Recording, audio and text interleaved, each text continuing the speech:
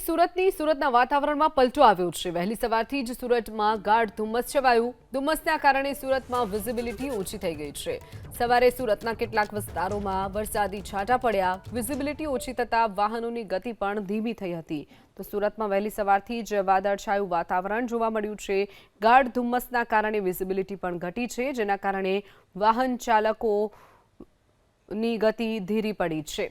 વધુ વિગતો સાથે સંવાદદાતા ધનરાજ બાકલી આપણી સાથે જોડાઈ ગયા છે। ધનરાજ, જે રીતે એક તરફ હવામાન વિભાગની જે આગાહી છે કમોસમી વરસાદની અને બીજી તરફ સુરતમાં વાતાવરણમાં પલટો આવ્યો છે અને સાથે કેટલાક વિસ્તારોમાં માવઠું પણ વરસ્યું છે। ધનરાજ,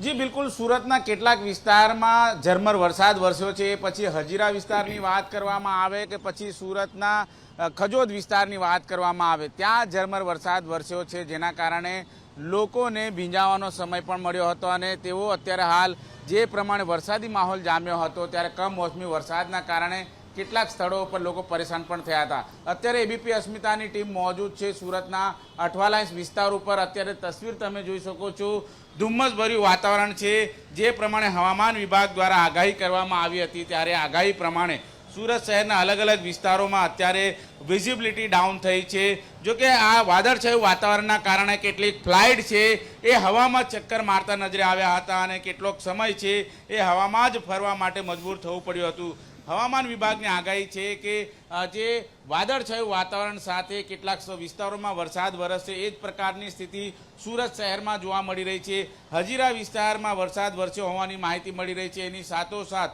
સુરતના ખજોદ હોય કે પછી સચિન વિસ્તાર હોય, ત્યાં ઝરમર વરસાદ વરસ્યો છે। કમોસમી વરસાદ કહી શકાય, પરંતુ જે પ્રમાણે અત્યારે ધુમ્મસની ચાદર જોવા મળી રહી છે, ત્યારે ક્યાંક ને ક્યાંક પ્રદૂષણની સાથે ધુમ્મસભર્યું વાતાવરણ છે એ સુરત શહેરમાં જોવા મળી રહ્યું છે। છેલ્લા 2 દિવસથી આ પ્રમાણે ધુમ્મસમય વાતાવરણ જોવા મળી રહ્યું છે, પરંતુ આજે કેટલાક વિસ્તારોમાં ઝરમર વરસાદ વરસ્યો છે, જેના કારણે લોકો છે એ હેરાન પરેશાન પણ થયા હતા અને રોડ રસ્તા ભીના થતા જોવા મળ્યા હતા।